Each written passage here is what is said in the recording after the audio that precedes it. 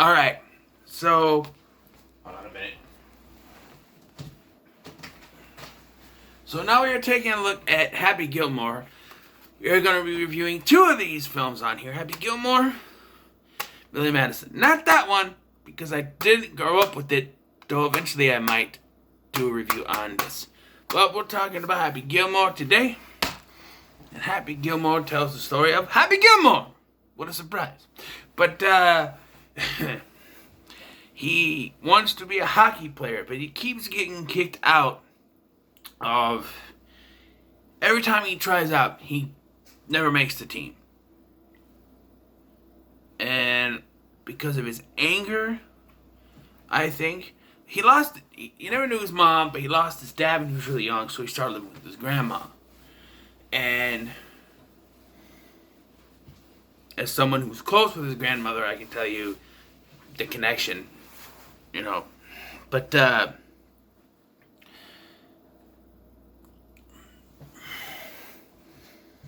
so eventually, though, he is spotted by someone named Chubbs, played by Carl Weathers, who sees him as a potential golfer. Like, if he is too angry for hockey, you think he's going to be alright for golf? He has a good first swing, at least. And once there, he meets the villain of the film, Shooter McGavin, played by Christopher McDonald, who eats pieces of shit for breakfast. No? No, he doesn't, but you know what I mean. That's the line. I eat pieces of shit like you for breakfast. You eat pieces of shit for breakfast? No.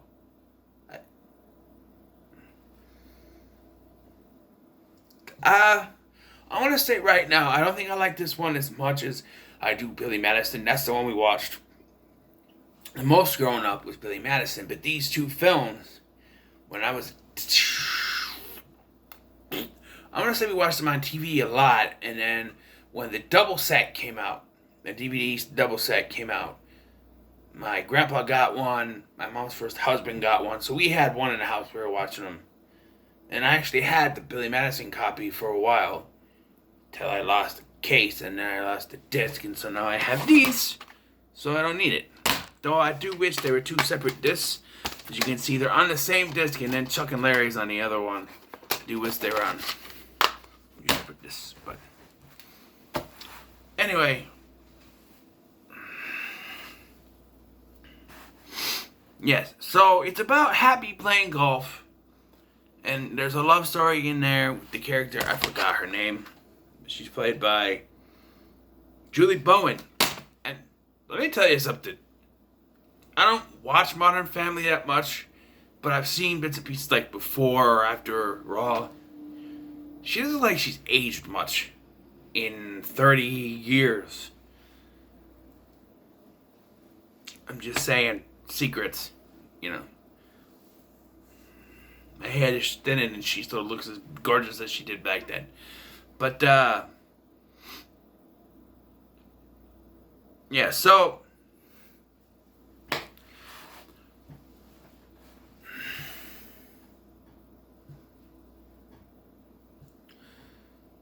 I'm sorry, I spaced out there. Happens from time to time. Happened in a video last year sometime. I'm sorry. I hate yawning in the middle of the video, so it comes like that. That's entertainment. But yeah, Happy is, doing this one little tournament where he gets second place next to Shooter McGavin. And then he plays this golf tournament where he teams with a famous person, which is Bob Barker, which leads to one of the best lines in the film. The price is wrong, bitch. And then he gets in trouble for beating the hell out of him. But Bob Barker kind of started it. He antagonized him. But I digress. So eventually this all leads to a competition for this gold jacket. So the reason he decides to do this to begin with is because, well, his grandma hasn't paid the taxes for the house, so to take the house away. And so Shooter and he has a certain amount of time to do it, and he's close to doing it, but then they decide to put the house up for auction anyway, which can't be legal because he wasn't out of time yet. If I remember correctly, that's how it happens. But Shooter bought the house. And he'll say, I'll give you the house. You quit the tour. And he's ready to do it, but then Julie Bowen shows up and says, no. What would Chubbs, what would your grandma rather have you do? Have her house back or see you succeed? So he decides to go on the tour, and that's when we get the line, I eat pieces of shit like you for breakfast. You eat pieces of shit? No.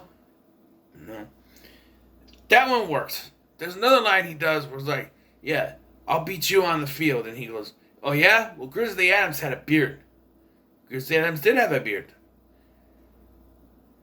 While I do quote that line often, it doesn't make sense because Grizzly Adams, like the name Grizzly Adams, it says beard.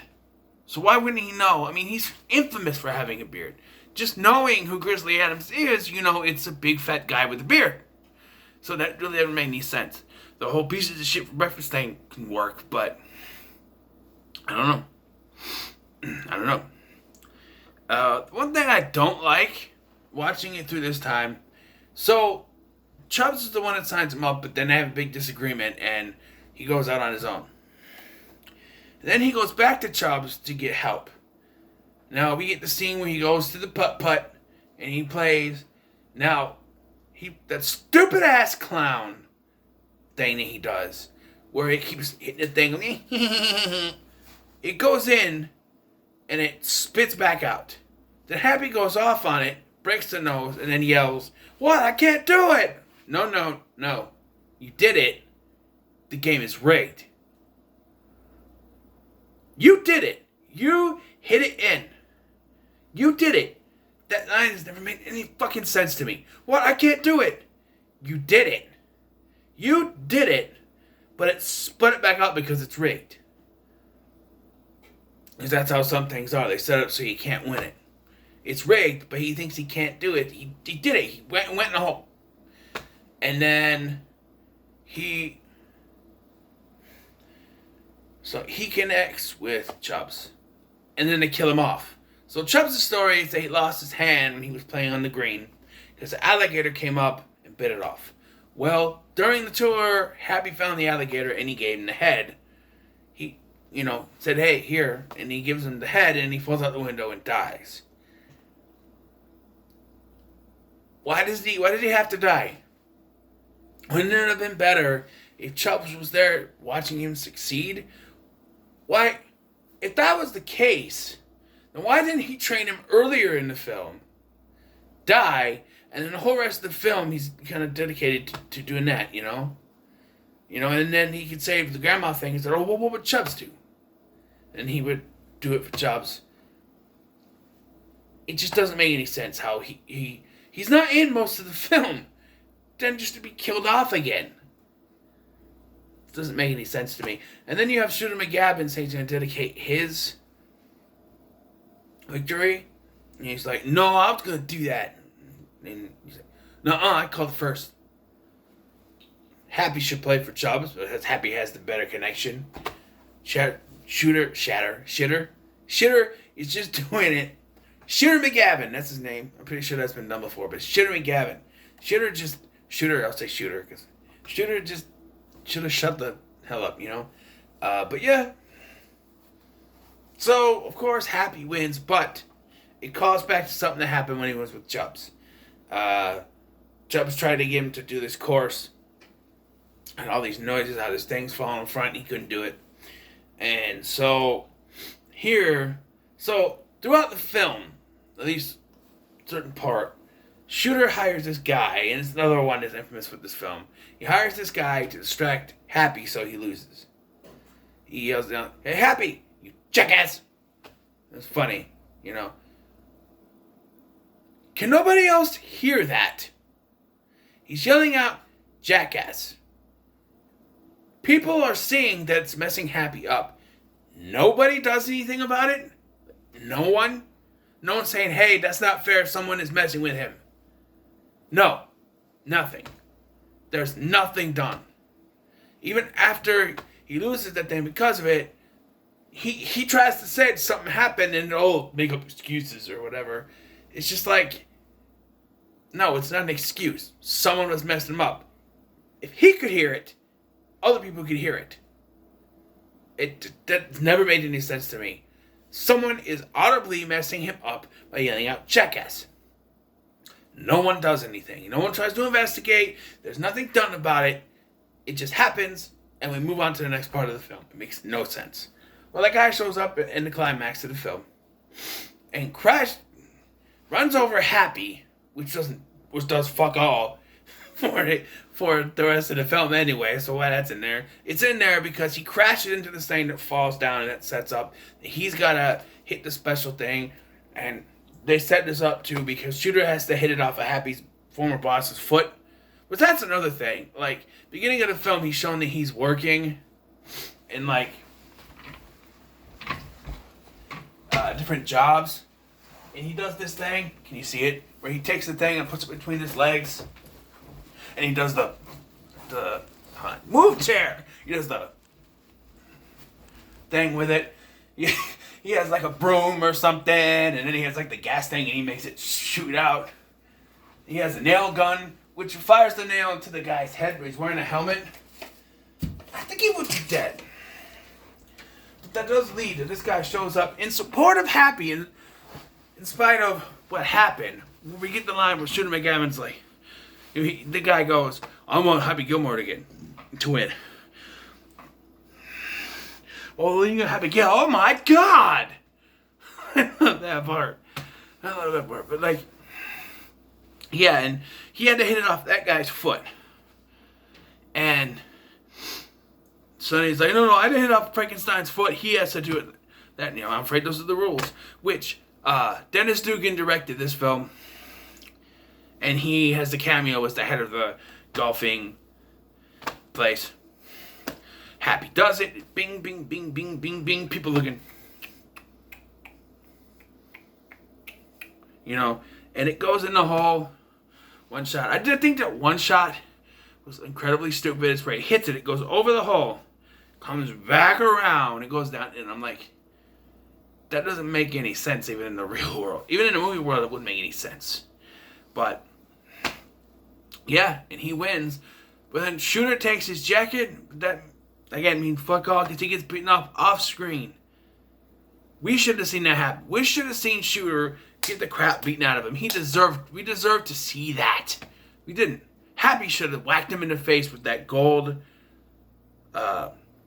hockey stick golf club that Chubbs gave him. That's what we should have seen. Boom! And knocked him unconscious, and then my jacket, bitch. Or have Bob Barker come back and do it. I don't know. I'm just saying. But yeah. And it ends with him getting the house, and he sees Chubbs in heaven with the alligator and Abraham Lincoln. I know that plays into something, but I think I missed that. And then, who are you looking at, Happy? No one. And then, this is a pretty good film. I'm going to give it an 8 out of 10. It's not as good as Billy Madison, but this is still fantastic.